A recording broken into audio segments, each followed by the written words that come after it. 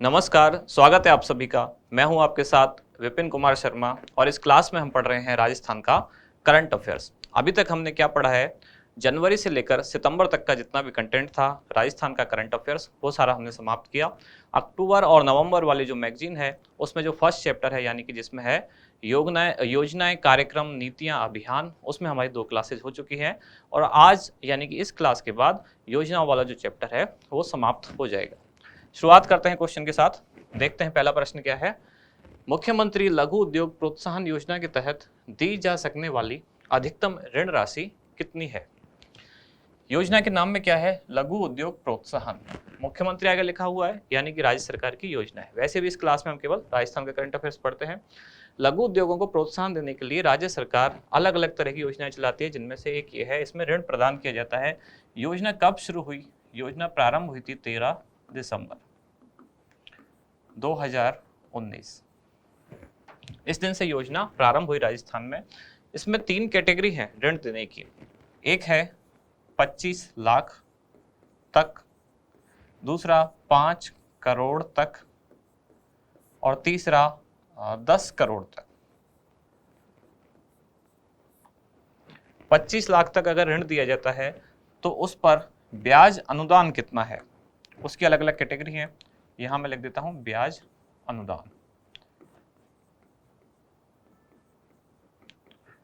ये हो गई ऋण राशि। ऋण राशि और ब्याज अनुदान। अगर 25 लाख रुपए तक ऋण कोई लेता है इस योजना के तहत तो उसके ब्याज पर सरकार द्वारा अनुदान कितना दिया जाएगा? 8%। 5 करोड़ तक अगर कोई ऋण लेता है तो उसके ब्याज पर सरकार द्वारा, राज्य सरकार द्वारा अनुदान दिया जाएगा 6%। और अगर 10 करोड़ रुपए तक ऋण लेता है कोई तो राज्य द्वारा अनुदान राशि होगी, ब्याज अनुदान राशि होगी 5%। इस तरह से एक तरह की ये छोटी सी टेबल है जो आप चाहें तो याद कर सकते हैं। 25 लाख में 8% तक ऋण, 5 करोड़ में 6% तक और 10 करोड़ की ऋण राशि पर 5% तक का ब्याज अनुदान। अब आपसे पूछा गया है कि अधिकतम कितनी ऋण राशि दी जा सकती है, तो अधिकतम दी जा सकती है 10 करोड़ रुपए। इस क्वेश्चन में एक खास बात और है, एक स्पेशल चीज, कि अगर कोई व्यक्ति 25 लाख तक का जो ऋण है वो लेता है कृषि संबंधित कोई इकाई स्थापित करने के लिए, यानी कि एग्रीकल्चर के जो प्रोडक्ट हैं उनसे संबंधित कोई वो यूनिट स्थापित करना चाहता है, कोई उद्योग स्थापित करना चाहता है, तब उसको 8% के स्थान पर 9% ब्याज अनुदान मिलेगा। कब? कृषि संबंधित इकाई स्थापित करने पर। यहां मैं लिख देता हूं अलग से, कृषि संबंधित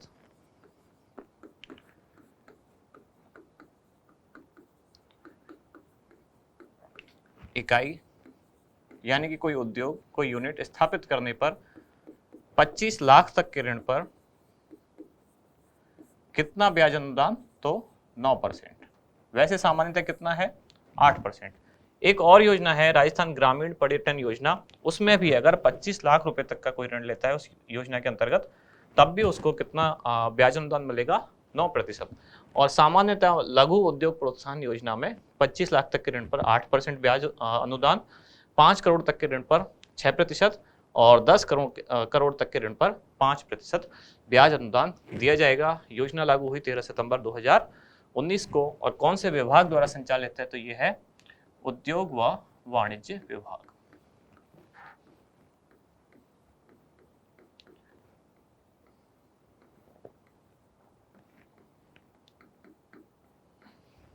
ठीक है, ज्यादातर योजनाओं में सामान्य जब क्वेश्चन पूछा जाता है तो यही पूछा जाता है, कब शुरू हुई, कौन से विभाग द्वारा और खास पैरामीटर यानी कि उद्देश्य वगैरह, कुछ खास पॉइंट्स क्या है। तो यही इसकी 3-4 खास चीजें। आगे बढ़ते हैं अगले प्रश्न की तरफ। अगला क्वेश्चन है, इंदिरा शक्ति फीस पुनर्भरण योजना के तहत निम्नलिखित में से किस श्रेणी की फीस का पुनर्भरण राज्य सरकार द्वारा किया जाएगा? किस श्रेणी मतलब छात्र छात्राएं कौन सी क्लास के, वो चीज पूछी गई है। पहला ऑप्शन है कक्षा 1 से 8 तक की छात्राएं, दूसरा ऑप्शन है कक्षा 9 से 12 तक की छात्राएं, तीसरा ऑप्शन है कक्षा 9 से 12 तक के छात्र व छात्राएं दोनों, और चौथा ऑप्शन है कक्षा 1 से 8 तक के छात्र व छात्राएं दोनों। इसमें क्या क्या चीजें हैं? एक ऑप्शन में तो कक्षा चेंज हो रही है और एक में छात्र हैं केवल, एक में केवल छात्रा हैं और एक में छात्र व छात्राएं दोनों हैं। तो आपको इसमें दो चीजें याद रखनी है। पहली चीज तो कक्षा 9 से 12 तक के लिए ये योजना है, इंदिरा शक्ति फीस पुनर्भरण योजना।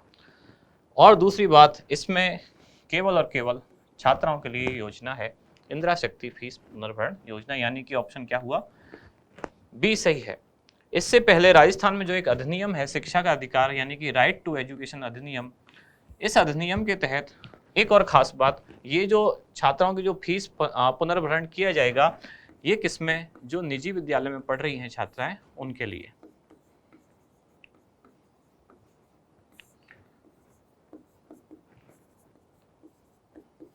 निजी विद्यालय में अध्ययनरत, तो निजी विद्यालय में अध्ययनरत कक्षा 9 से 12 तक की जो छात्राएं हैं उनकी फीस का पुनर्भरण राज्य सरकार द्वारा किया जाएगा। राइट टू एजुकेशन शिक्षा के अधिकार के तहत कक्षा 1 से 8 तक के जो विद्यार्थी हैं उनकी फीस का पुनर्भरण, अगर वो किसमें निजी विद्यालय में पढ़ते हैं तो उसमें इनके लिए 25% आर्थिक रूप से जो कमजोर वर्ग के कक्षा 1 से 8 तक के छात्र हैं उनके लिए 25% सीट निर्धारित की गई है, यानी कि इनकी फीस का पुनर्भरण कौन करेगा, राज्य सरकार करेगी मतलब। लेकिन कक्षा 1 से 8 के बाद, 8वीं कक्षा के बाद ऐसा कोई प्रावधान नहीं था, तो अब सरकार ने ये प्रावधान शुरू किया है जिसमें कक्षा 9 से 12 तक की जो छात्रा हैं अगर वो निजी विद्यालय में पढ़ती हैं तो राज्य सरकार द्वारा उनकी फीस का पुनर्भरण किया जाएगा। और ऐसा करने वाला राजस्थान पहला राज्य है।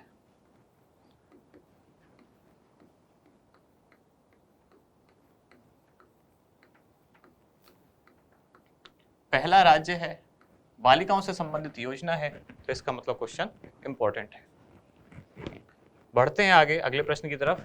राज्य की पहली नॉन रेजिडेंट राजस्थान यानी कि NRR पॉलिसी किस दिन लॉन्च की गई?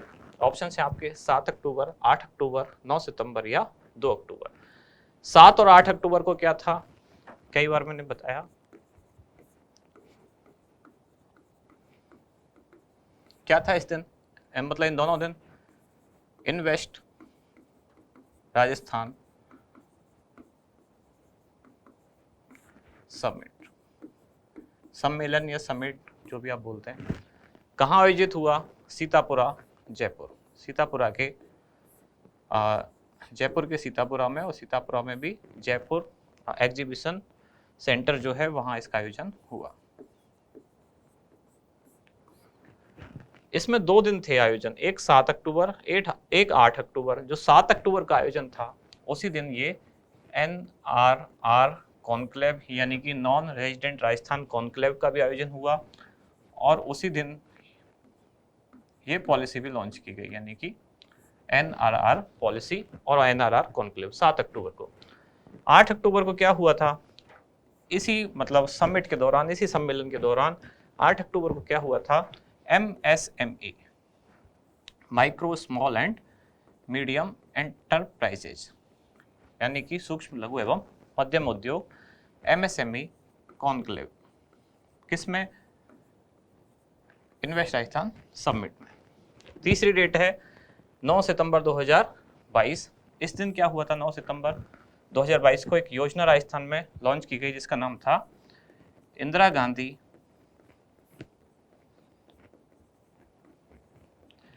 शहरी रोजगार गारंटी योजना।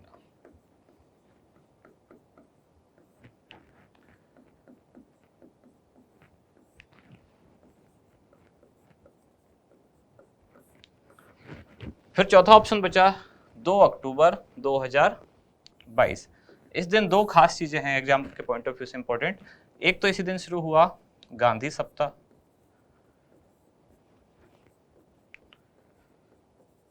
और दूसरा इसी दिन शुरू हुआ क्या, वन्यजीव सप्ताह।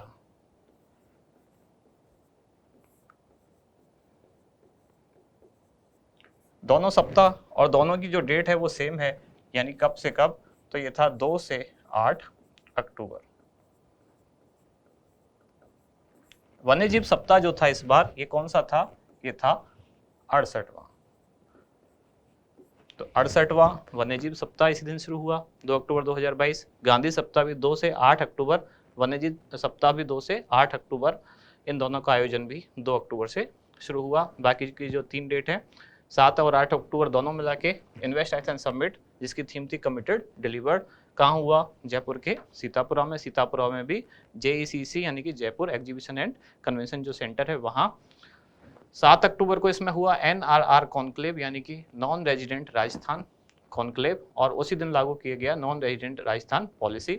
8 अक्टूबर को MSME कॉन्क्लेव। 9 सितंबर 2022 को इंदिरा गांधी शहरी रोजगार गारंटी योजना, और 2 अक्टूबर को शुरू हुए 2 सप्ताह गांधी सप्ताह और वन्यजीव सप्ताह जो 2 से 8 अक्टूबर तक चले। एक स्क्रीनशॉट ले लें आप, फिर अगले क्वेश्चन की तरफ चलते हैं।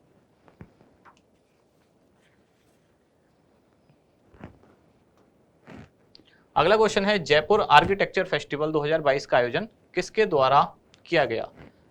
Jaipur architecture festival. कल हमने एक चीज पढ़ी थी जिसका नाम था इंडिया स्टोन मार्ट।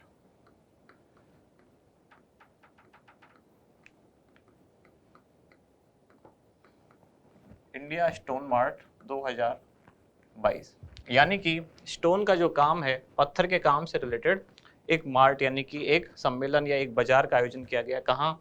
वहीं उसी सेंटर में जहां इन्वेस्ट राजस्थान का आयोजन हुआ, JECC सीतापुरा जयपुर। जब हमने पढ़ा इंडिया स्टोन मार्ट तो हमने ये भी पढ़ा इसका आयोजन कितने दिन तक हुआ, कब से कब हुआ?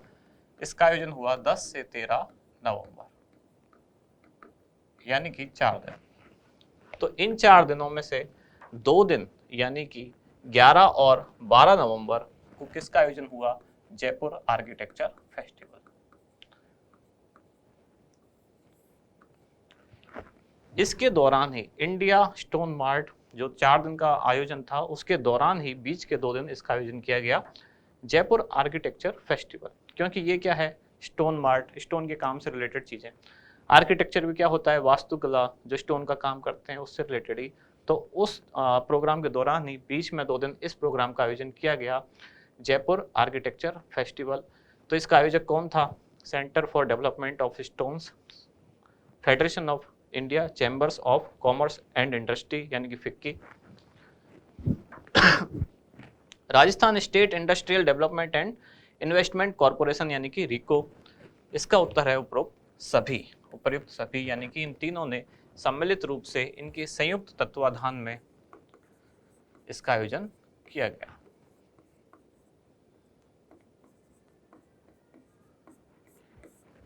तीनों के संयुक्त तत्वाधान में किया गया। और इसका नॉलेज पार्टनर कौन था? तो वो था IIA यानी कि इंडियन इंस्टीट्यूट ऑफ आर्किटेक्चर, और इसका पूरा नाम आगे है राजस्थान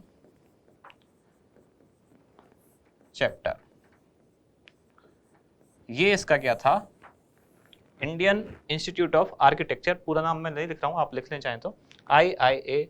जैसे IIM है, जैसे IIT है, IIT Indian institute of technology, IIM Indian institute of management, ऐसे ही IIA है इंडियन इंस्टीट्यूट ऑफ आर्किटेक्चर। उसका राजस्थान चैप्टर यानी कि आप तरह से समझ सकते हैं एक तरह की ब्रांच जो राजस्थान वाली चीजें देखेगी। तो Indian institute of architecture Rajasthan chapter, ये इसका क्या था? Knowledge partner.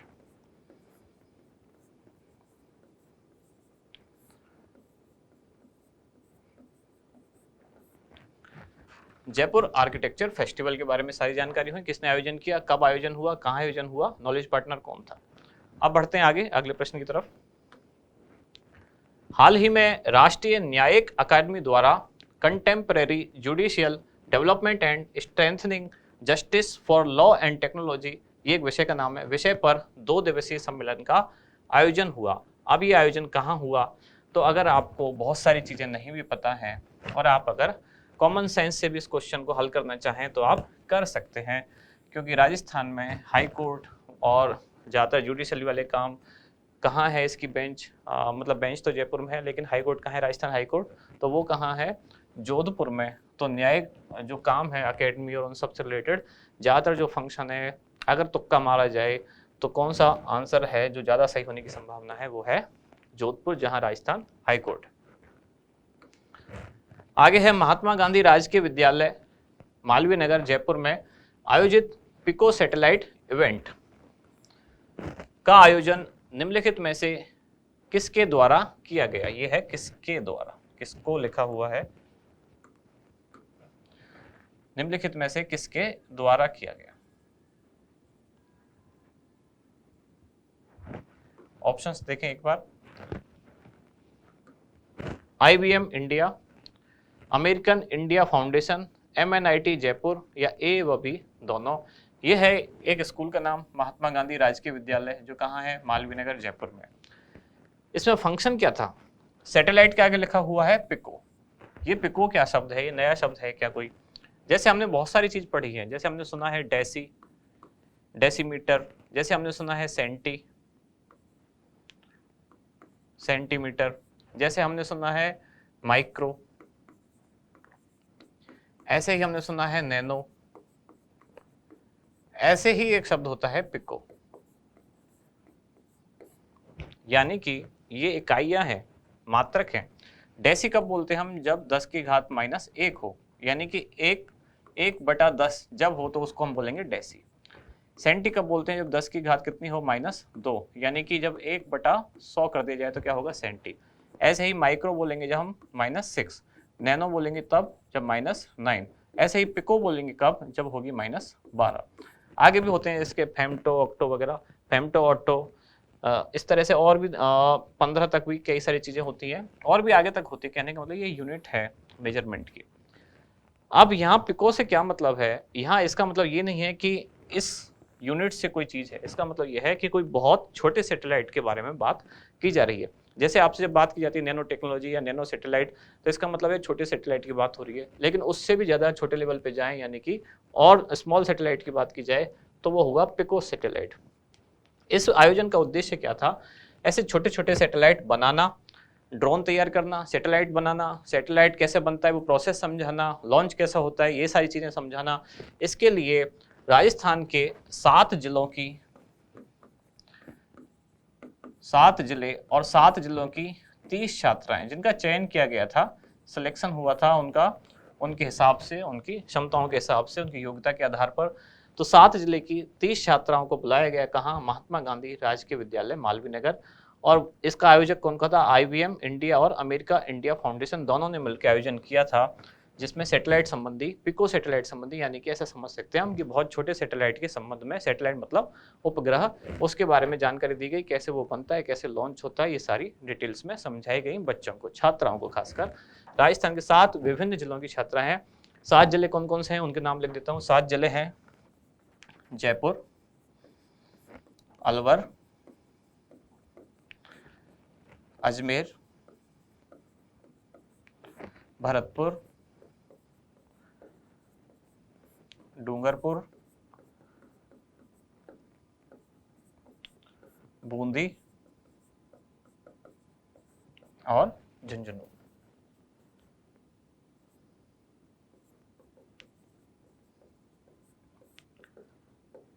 तो ये वो 7 जिले हैं। मेन बात यह है कि प्रोग्राम क्या है और आयोजन इसका कहाँ किया गया, कौन इसके आयोजक थे। तो IBM इंडिया और अमेरिकन इंडियन फाउंडेशन दोनों के द्वारा संयुक्त रूप से मालवीय नगर जयपुर में आयोजन हुआ पिको सैटेलाइट इवेंट के बारे में जानकारी देना।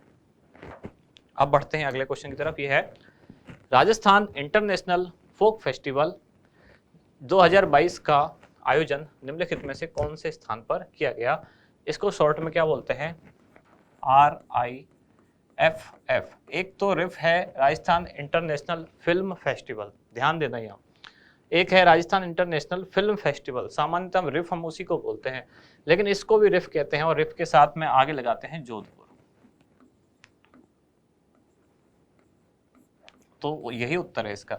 राजस्थान इंटरनेशनल फोक फेस्टिवल का आयोजन कहाँ हुआ, तो आयोजन तो हुआ जोधपुर में। अब बात यह कि आयोजक कौन कौन थे इसके, तो इसके आयोजक थे, एक है मेहरानगढ़ म्यूजिक ट्रस्ट,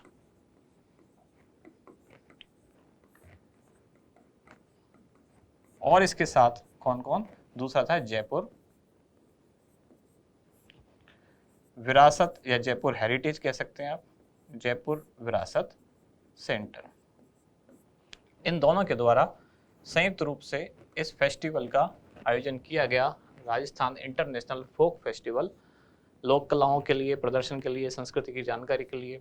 और कहाँ किया गया? जयपुर के जोधपुर के मेहरानगढ़ किले का जो कैंपस है वहीं इसका आयोजन किया गया इन दोनों संस्थाओं के द्वारा, यानी कि मेहरानगढ़ म्यूजिक ट्रस्ट और जयपुर विरासत सेंटर के द्वारा इनका आयोजन किया गया। अगला क्वेश्चन है, राज्य स्तरीय कृमि नाशक दिवस पर आयोजित राज्य स्तरीय कार्यक्रम का शुभारंभ किस जिले से किया गया? ये राज्य स्तरीय दरअसल 2 बार लिखा हुआ है। ये है राज्य स्तरीय कृमि नाशक दिवस पर आयोजित कार्यक्रम का शुभारंभ किस जिले से किया गया? ये कृमि नाशक क्या है? कृमि मतलब जिसको हम क्या कहते हैं, वो जैसे पेट के कीड़े। आप में से जो बायोलॉजी वाले होंगे, जूलॉजी वाले, वो इस चीज़ को अच्छी तरह समझते होंगे। क्या होते हैं ये? प्लेटीहेल्मिन्थीज, एस्केहेल्मिन्थीज, एक क्लास होती है, कई एक फाइलम होता है इनका, यानी कि एक वर्ग समझ लें आप सामान्यतः, जिसमें इनको रखा जाता है। एनिलिडा वगैरह, प्लेटीहेल्मिन्थीज, एस्केहेल्मिन्थीज, तो कई सारे ग्रुप्स हैं जिनको हम कॉमनली कहते हैं वर्म। इसको कह सकते हैं कि बच्चों के जो पेट में पड़ने वाले कीड़े हैं उसके लिए, यानी कि बच्चों के पेट से कीड़ों का नाश करने के लिए और एक जागरूकता प्रोग्राम चलाने के लिए इस दिवस का आयोजन किया गया, जिसका नाम दिया गया कृमि नाशक दिवस। वर्म्स को, यानी कि कृमियों को समाप्त करने के लिए। और ये कहाँ से समाप्त करने? मनुष्य की जो आंत में या बच्चों के पेट में जो पड़ने वाले कीड़े हैं। और इस दिवस का आयोजन कब किया गया? तो 17 अक्टूबर 17 अक्टूबर को आयोजन किया गया। कहाँ से शुरू किया गया? तो दौसा जिले का ब्लॉक कौन सा? लालसोट। और लालसोट में CHC यानी कि सामुदायिक स्वास्थ्य केंद्र, कम्युनिटी हेल्थ सेंटर कहाँ? बगड़ी। यहाँ से इसका शुभारंभ हुआ चिकित्सा मंत्री द्वारा, प्रसादी लाल मीणा चिकित्सा मंत्री, उनके द्वारा इस कार्यक्रम का शुभारंभ किया गया। जो खास विभाग हैं उसके मंत्रियों के भी नाम रखें, याद रखें आप, इस तरह के भी क्वेश्चन पूछे जा रहे हैं। तो ये कृमिनाशक दिवस किस दिन? 17 अक्टूबर को। कहाँ से? दौसा जिले से। दौसा जिले के लालसोट ब्लॉक बगड़ी सामुदायिक स्वास्थ्य केंद्र से। कृमि क्या होते हैं ये मैंने बता दिया आपको। सामान्य भाषा में समझें तो बच्चों के पेट में जो पड़ने वाले कीड़े हैं उसको हम, उसके लिए ही ये प्रोग्राम का आयोजन किया गया था, कृमि नाश के लिए। कई बार करंट अफेयर्स में ये भी पूछा जाता है, इसके लिए कौन सी औषधि अपनाई जाती है बच्चों के पेट में पड़ने वाले कीड़ों के नाश के लिए? तो वो होती है एल्बेंडाजोल।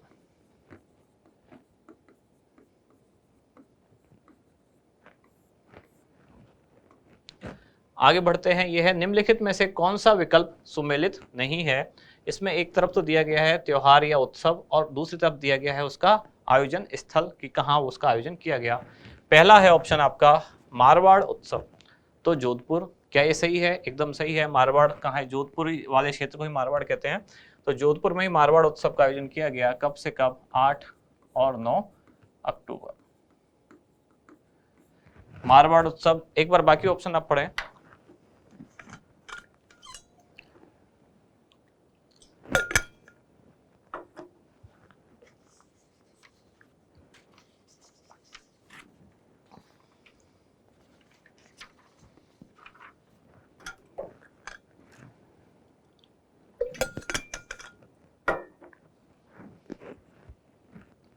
मारवाड़ उत्सव जोधपुर कब आयोजन किया गया? 8 से 9 अक्टूबर। सही है ये। दूसरा है अंतरराष्ट्रीय सूफी रंग उत्सव। कल सूफी महोत्सव से संबंधित एक चीज और पढ़ी थी हमने, जो भी अंतरराष्ट्रीय स्तर की या विश्व सूफी महोत्सव उसे कहा गया, उसका नाम रखा गया था एक स्पेशल, जिसका नाम क्या था? जहां एक खुसरो। कल जो हमने पढ़ा वो क्या था? जहां एक खुसरो।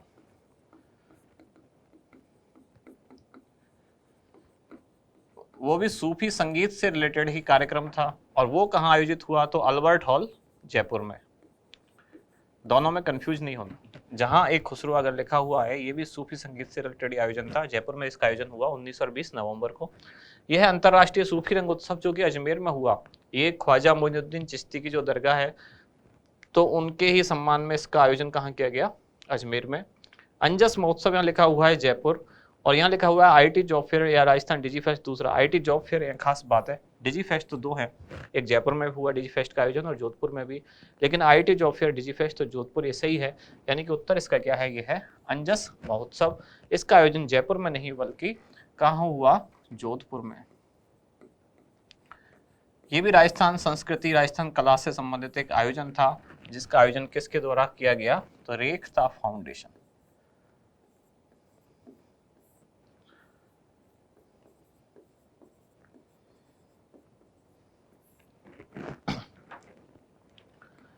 और अब देखते हैं आखिरी क्वेश्चन आज का, कि राजस्थान सिलिकोसिस नीति 2019 के संबंध में कौन सा कथन सही नहीं है। यह नीति 3 अक्टूबर 2019 को जारी की गई। इस नीति के तहत लाभ प्राप्त करने हेतु राजस्थान का मूल निवासी होना अनिवार्य नहीं है। सिलिकोसिस प्रमाणित व्यक्ति को 3 लाख रुपए की सहायता दी जाती है और यह नीति उद्योग व वाणिज्य विभाग द्वारा संचालित है। पहला दिया गया है, यह नीति 3 अक्टूबर 2022 को जारी की गई, सही बात है। दूसरा, इस नीति के तहत लाभ प्राप्त करने हेतु राजस्थान का मूल निवासी होना अनिवार्य नहीं है, ये भी सही है। आप में से ज्यादातर लोग ये आंसर सोच रहे होंगे, लेकिन ये आंसर सही है। इस नीति के तहत जरूरी नहीं राजस्थान का मूल निवासी ही हो। राजस्थान में जो, अच्छा पहले तो सिलिकोसिस शब्द क्या है, सिलिका से बना सिलिकोसिस, सिलिका से संबंधित जो भी बीमारी है, तो यानी कि फेफड़ों में होने वाली एक बीमारी है। सिलिका यानी धूल, धूल मिट्टी कहाँ उड़ती है, जहाँ पत्थर का काम होता है। तो ऐसे मजदूर जो स्टोन वर्क से रिलेटेड हैं, मूर्ति बनाते हैं या खनन कार्य करते हैं, तो वहाँ धूल मिट्टी उड़ने से उनके फेफड़े खराब होने लगते हैं। तो राजस्थान में इसलिए सिलिकोसिस की समस्या बहुत ज़्यादा है, क्योंकि राजस्थान में स्टोन का काम बहुत ज़्यादा है, पत्थर की खुदाई से लेकर मूर्ति निर्माण तक बहुत ज़्यादा काम होता है राजस्थान में, इसलिए बीमारी भी ज़्यादा है। इसके कारण लोगों के जो मजदूर हैं उनके फेफड़े खराब हो जाते हैं, तो राज्य सरकार उन लोगों को मुआवजा राशि भी देती है और बहुत सारे उनके लिए प्रावधान है, अलग अलग योजनाओं में उनका फायदा भी देती है। लेकिन इसके लिए राज्य का मूल निवासी होना अनिवार्य शर्त नहीं है। यानी कि जो भी मजदूर आके राजस्थान में काम करते हैं और ये पत्थर का काम करते हैं, अगर दूसरे राज्य से भी आकर यहाँ काम करते हैं तो उनको भी इस योजना का लाभ मिलता है। यानी कि ये ऑप्शन सही है। तीसरा है, सिलिकोसिस प्रमाणित व्यक्ति को 3 लाख रुपए की सहायता दी जाती है, तो ये बात भी सही है। अगर व्यक्ति को प्रमाणित कर दिया जाता है चिकित्सा विभाग द्वारा या जो भी एक मेडिकल रिपोर्ट द्वारा कि इसको सिलिकोसिस हुआ है, तो उसको 3 लाख रुपए की सहायता दी जाती है। साथ ही अगर व्यक्ति की मृत्यु हो जाती है, तो मृत्यु होने पर 2 लाख रुपए उसके परिवार को आर्थिक सहायता दी जाती है और अंतिम संस्कार के लिए 10,000 रुपए दिए जाते हैं परिवार को। 10,000 रुपए किस लिए? अंतिम संस्कार के लिए। और अगर पुरुष व्यक्ति है, उसकी मृत्यु हुई है, तो उसकी जो विधवा है स्त्री, उसको भी विधवा पेंशन में इस योजना में लाभ दिया जाता है। सिलिकोसिस पीड़ित कोई मजदूर है, अगर उसकी मृत्यु हो जाती है तो मृत्यु पर परिवार के आश्रितों को 2 लाख रुपए, 10,000 रुपए व्यक्ति के अंतिम संस्कार पर, और उसकी विधवा जो स्त्री है उसको विधवा पेंशन योजना के तहत राशि दी जाती है। उसकी आयु के हिसाब से पेंशन की रेंज है अलग अलग, उसमें उनको प्रावधान है। 500 रुपये से 1500 रुपये तक मासिक पेंशन कुछ दी जाती है। अब लास्ट ऑप्शन है कि इसमें उद्योग व वाणिज्य विभाग द्वारा संचालित है। तो आपको ये लगेगा कि ये सारे ही ऑप्शन अगर सही हैं, सबसे ज़्यादा डाउट था सेकंड वाले पे, अगर यही सही निकल गया तो इसका मतलब सारे सही हैं, लेकिन फोर्थ जो इसका ऑप्शन है वो गलत है। ये योजना उद्योग व वाणिज्य विभाग नहीं बल्कि किस विभाग द्वारा? सामाजिक न्याय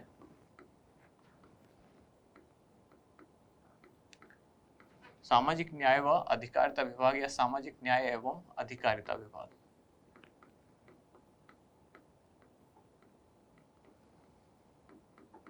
इस विभाग द्वारा इस योजना का संचालन किया जाता है। क्लियर? इसके साथ ही जो हमारी अक्टूबर और नवंबर वाली जो मैगजीन है, उसमें जो पहला चैप्टर है जिसमें योजनाएं, कार्यक्रम, नीतियां, अभियान, अब वो समाप्त होता है। अब एक बार कल की क्लास हम रिवाइज कर लेते हैं।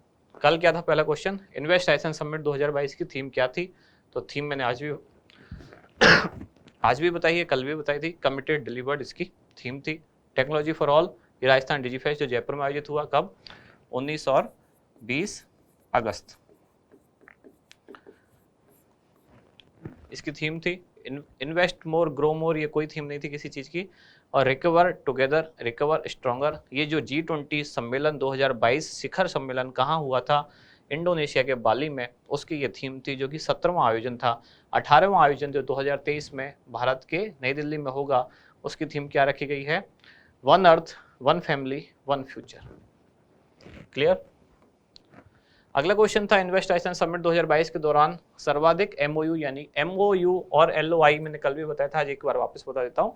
सामान्य भाषा में समझे तो ये समझौता पत्र है यानी कि मेमोरेंडम ऑफ अंडरस्टैंडिंग और लेटर ऑफ इंटेंट यानी कि जो आपका इरादा क्या है किसी भी समझौते को करने का, उसमें सारे प्रावधान लिखे होते हैं।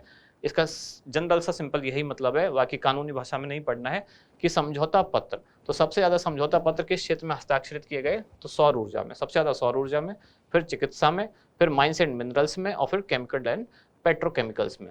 कुल जितने रुपए के समझौता पत्र हस्ताक्षरित हुए यानी कि कुल कितना निवेश आया, तो 10,44 लाख करोड़ रुपए, इसमें से 50% से ज्यादा किसमें आया, अकेले सौर ऊर्जा में। अगला क्वेश्चन था हाल ही में इंडिया स्टोन मार्ट 2022 का आयोजन निम्नलिखित में से कौन से स्थान पर किया गया, तो इंडिया स्टोन मार्ट जो मैंने आज भी बताया जयपुर के सीतापुरा में, और इसमें स्टोन की प्रदर्शनी थी, ये अंतर्राष्ट्रीय स्तर की सबसे बड़ी प्रदर्शनी थी। 11वां इसका एडिशन यानी कि 11वां संस्करण था जो सीतापुरा में आयोजित हुआ 10 से 13 नवंबर। अगला प्रश्न था मार्च 2023 में प्रस्तावित राजस्थान इंटरनेशनल एक्सपो का आयोजन कहाँ किया जाएगा, इसका आयोजन किया जाएगा जोधपुर में। प्रस्तावित तिथि है 11 से 13 मार्च 2023। इसकी घोषणा की गई थी बजट 2022-23 में कि हर वर्ष हम एक ऐसा आयोजन करेंगे जो राजस्थान के निर्यात को प्रमोट करे। प्रमोशन इसका या आयोजन किसके द्वारा किया जाएगा, यह है राजस्थान एक्सपोर्ट प्रमोशन काउंसिल द्वारा। अगला क्वेश्चन था चेस इन स्कूल कार्यक्रम का आयोजन किस दिन किया जाएगा, तो इसका हर महीने के तीसरे शनिवार को आयोजन होगा, और हर महीने के हर शनिवार को होता है नो बैग डे, उसी दौरान तीसरे शनिवार को होगा चेस इन स्कूल, जिसका शुभारंभ किया गया किसके द्वारा, बीडी कल्ला जो कि शिक्षा मंत्री हैं, बीकानेर से इसका शुभारंभ किया गया। कब, और 19 नवंबर 2022 को पूरे राज्य में ये प्रोग्राम लागू हो चुका है। प्रत्येक मंगलवार और शुक्रवार को दूध वितरण किया जाता है विद्यालयों में। कक्षा 1 से 5 तक के बच्चों को 150 ml, कक्षा 6 से 8 तक के बच्चों को 200 ml। इस योजना का नाम है मुख्यमंत्री बाल गोपाल योजना, जो कब से शुरू की गई, 29 नवंबर 2022 से। इसी दिन एक और योजना शुरू की गई जिसका नाम है मुख्यमंत्री निःशुल्क यूनिफॉर्म वितरण योजना। प्रदेश की कला और संस्कृति को बढ़ावा देने हेतु आयोजित जहां एक खुसरो कार्यक्रम कहां संपन्न हुआ, तो जैसा कि आज वापस आया ये, अभी मैंने इसी के बारे में बात की थी, तो ये कार्यक्रम है जहां एक खुसरो, ये भी सूफी संगीत का कार्यक्रम है। कहां हुआ, अल्बर्ट हॉल जयपुर में 19 और 20 नवंबर को। और एक अंतर्राष्ट्रीय सूफी महोत्सव या सूफी रंग महोत्सव, उसका आयोजन कहां किया गया, अजमेर में। बालिका चेतना जागृति अभियान निम्नलिखित में से किस जिला प्रशासन द्वारा आयोजित किया गया, तो जालौर जिला प्रशासन, उसके साथ महिला निदेशालय राजस्थान और आरडी फाउंडेशन तीनों के द्वारा सम्मिलित रूप से बालिका चेतना जागृति अभियान चलाया गया, जिसका उद्देश्य था महावारी में स्वच्छता के बारे में जानकारी प्रदान करना। बाल आयोग आपके द्वार अभियान निम्नलिखित में से किस जिले में संचालित किया गया, तो ये उदयपुर जिले के कोटड़ा क्षेत्र में संचालित किया गया। उद्देश्य था ग्रामीणों को बाल श्रम और बाल तस्करी के खिलाफ एक तरह से जागरूक करना और बाल श्रम और बाल तस्करी को रोकना। फिर था व्यक्तिगत और सार्वजनिक परिवहन में इलेक्ट्रिक वाहनों को बढ़ावा देने हेतु जारी की गई राजस्थान इलेक्ट्रिक व्हीकल पॉलिसी यानी कि REVP 2022 किस तिथि से लागू की गई, तो ये लागू की गई 1 सितंबर 2022 से। बाकी बहुत सारी चीजें जैसे 17 सितंबर इस दिन क्या है, हस्तशिल्प नीति और MSME नीति लागू हुई। 7 और 8 अक्टूबर इन्वेस्ट आइसन समिट। और ये पॉलिसी कितने टाइम के लिए है, तो 5 साल इसकी वैलिडिटी है। उद्देश्य क्या है, EV यानी कि इलेक्ट्रिक व्हीकल का जो यूज है वो बढ़ाना, उनका प्रोडक्शन बढ़ाना और ज़्यादा से ज़्यादा उनका जो नंबर ऑफ प्रोडक्ट हैं वो बढ़ाने राजस्थान में। लास्ट में है राजस्थान इलेक्ट्रिक व्हीकल पॉलिसी 2022 के अंतर्गत चार्जिंग स्टेशनों की स्थापना हेतु वर्तमान में किसे नोडल एजेंसी बनाया गया है, तो ये बनाया गया जयपुर विद्युत वितरण निगम लिमिटेड को। अच्छा, ये इसके साथ कल से भी पुरानी एक जो क्लास है वो अटैच है, तो हम केवल यहीं तक रखते हैं जो कल की क्लास थी। और यहाँ हमारा समाप्त हो जाता है फर्स्ट चैप्टर किसका, जो अक्टूबर और नवंबर वाली मैगजीन है। अब हम नेक्स्ट स्टार्ट करेंगे क्या, जिसमें है रिपोर्ट, मुद्दे, घटनाएं और चर्चित स्थल। तो अब मिलते हैं कल अगली क्लास में। धन्यवाद।